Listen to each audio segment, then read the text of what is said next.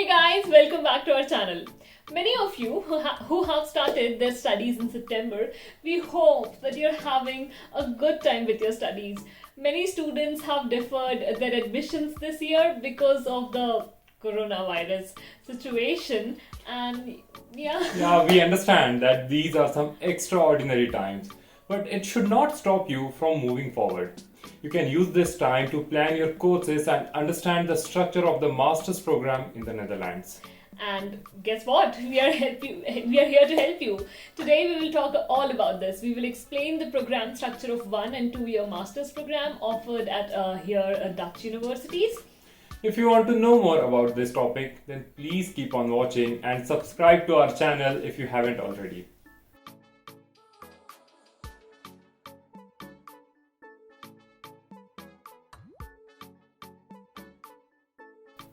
Many of you who have deferred their admissions will start masters in either Feb 2021 or I think in September 2021.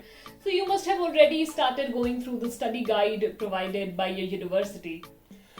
We are sure there are many jargons that can be confusing for a newbie like you. We will go through these details one by one to help you understand these. And we will also cover some details like methods of assessment and Exams, exam. projects. Yeah. But before we start, make sure you watch the video till the end because we also explain how to take courses at other universities when you're not enrolled. For example, Saurabh, he came into my university and he studied a subject with me, and you can do that. Yeah, it can be done without any cost. Yeah. I think So semesters and periods. All of you are well aware that study program is divided into semesters. That's not a new news. Now, number of semesters is dependent on the total duration of a program. So, For example, if you're in a 1 year master, then you will have a total of 2 semesters.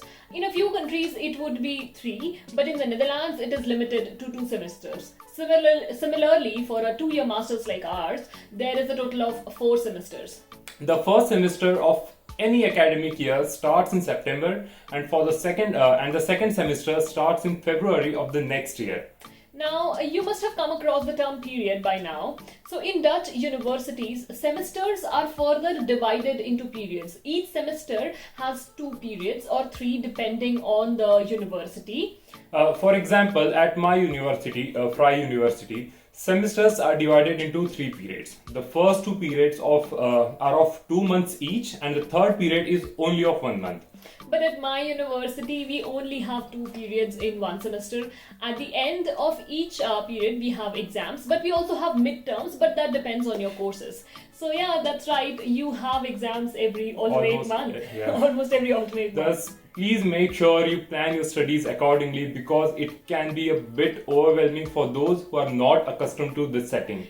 Yeah, I mean, imagine coming here and within 15 days, boom, you have a midterm, and that actually happened with us. So before even planning the journey of coming here, I think Saurabh, you saw your schedule. Yes. And we landed here on 15th August. August, yeah. Yeah, and the classes started on 2nd September for both of us, and he had his first exam on 13th September. Yes. And me on 21st September. And the final exams on end of the October. Yeah, so it is that quick, and you have to adjust that quickly to the atmosphere around you.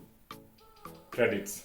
Typically, a 2-year master's is 120 ECTS or credits, and 1-year master is 60 credits. That means you have to earn at least 30 credits in a semester to graduate. Credits is basically points. So now each course is assigned a particular number of credits, and this number directly influences the minimum number of courses you have to take in a period. For example, at my university, all the courses are worth 6 credits. That means I have to take at least 5 courses in 1 semester. These 5 courses are then distributed over 3 periods. I have mentioned before that 3 periods are divided into 2 to 1 month period, right?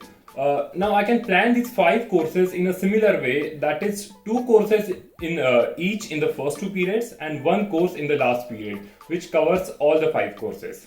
Again, at my university, 1 course is worth 7.5 credits. That means I have to take only 4 courses in a semester.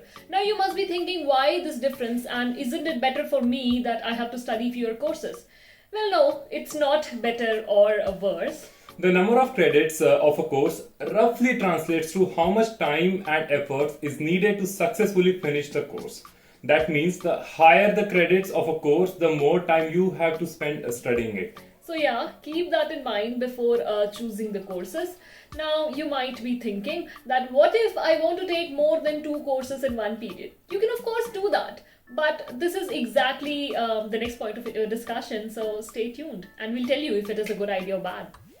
Okay, we know whatever just happened and you guys are confused with it.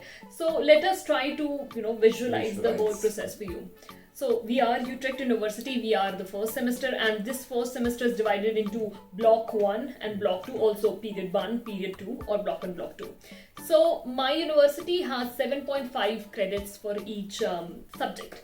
Now, in order to finish the first semester successfully, I have to do at least 4 subjects. That is, block 1 does 1 subject, second subject, and block 2 does 1 subject and second subject. So in this way, in a duration of say 4 months, September, October, November and December mid, because you get the winter vacations, and January, so 4.5 months you complete 4 subjects, and that is the structure here. But in just opposite to me, in Saurabh's case, he has 3 blocks. Periods. Yeah, 3 blocks. Periods or blocks, and I have to do 5 subjects. Yeah. Because each course is only of 6 ECTS, unlike her, where she has a 7.5.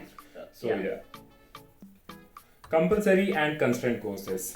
In each block, there are compulsory courses that you need to take in that block. The year doesn't matter here. You can take the course in the said block of the first year or second year as long as you enroll in the course. So I know what he meant was confusing, but imagine like this. You have your first year and then you have your second year. First year has 1, 2, 3, 4 blocks. Second year also has 1, 2, 3, 4 blocks. So if you miss the subject in the first year of your first block, you can take the same course in the second year of the second year first block, because the courses are same. It's just that they are divided into blocks. So if you miss something here, you can take the same thing at the same time period in the second year. Another example is that let's say I had a course called Advanced Research Methods, which is taught in the duration of December and January. So let's say I forgot to take it in 2019 December and January. So now I'll go to my professor and I'll register for that course for this year, December, January. That is second year. Yeah. Okay, now there is something called constraint courses. So in this category, you are free to choose a course from multiple courses, like you're given an assortment. So for example, you're given a list of 3 courses, out of which you have to enroll in one of the courses. Not all 3, but have to from one of those 3s. But you are free to choose, not like mandatory courses. Along with these mandatory courses, you're free to choose as many electives as you want that are offered in that block. But in our experience, we would recommend you not to enroll in more than 3 courses in one block, because it can be very difficult to study and finish the assignments and all the project work on time. But sometimes 2 courses can also be difficult to manage if there are too many assignments or papers to write in both the courses. So our advice is to plan properly before enrolling in multiple courses. But yeah, if 2 courses are heavy, then my friend, you have to study hard. There is no other option. Electives, and again there are 2 electives, primary and secondary. As we mentioned before, you can choose from multiple electives. These elective courses are further divided into primary and secondary electives. Primary electives are very much aligned to your field of study. So for example, my course, my program is Business Informatics, and I have a course called Business Process Management, which is a primary elective. But it completely aligns with my Business Informatics program.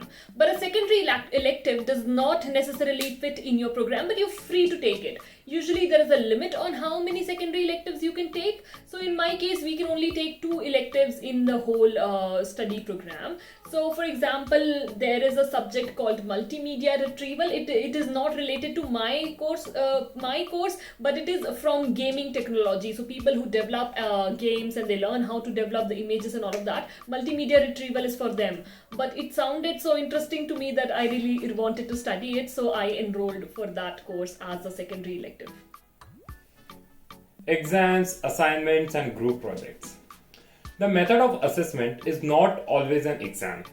It can be writing a final report, several assignments throughout the course, a final assignment, or an individual project, a group project, or any combination of this. If the assessment method is a combination of different methods, then your final grades will be a weighted average of individual grades. So, for example, if you have an exam, a final report, and some assignments to submit, then they'll say that, oh, 40% of your grade is from the exam, 30% from this project, and 20% from the final report that you submit.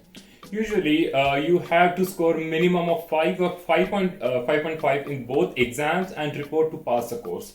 If it is a group project, then all the team members usually get the same grades for the final submission. Not the examinations, but for the final reports and assignments that you submit.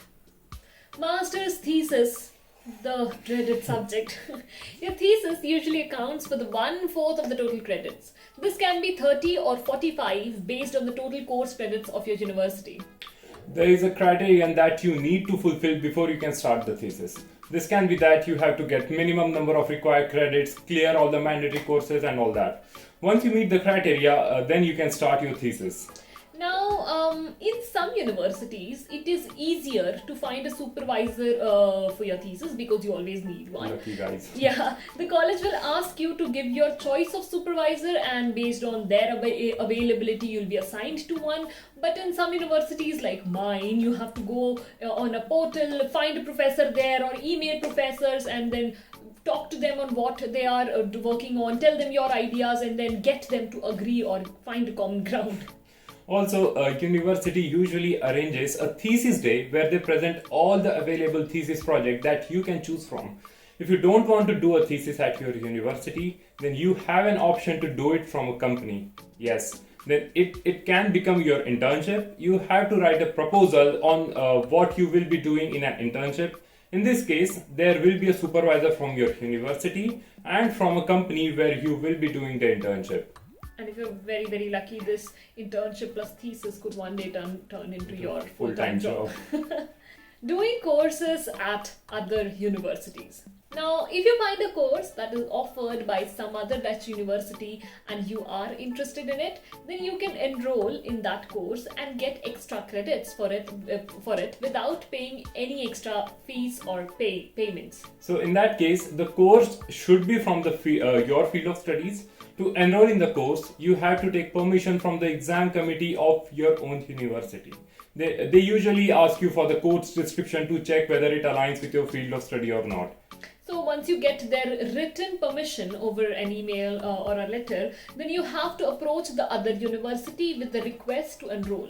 And then they will ask you for written permission from your exam committee, proof of tuition fee payment and enrollment at your university, that is your admission letter, and some form of personal identification document like your residence permit or I think passport. Yeah.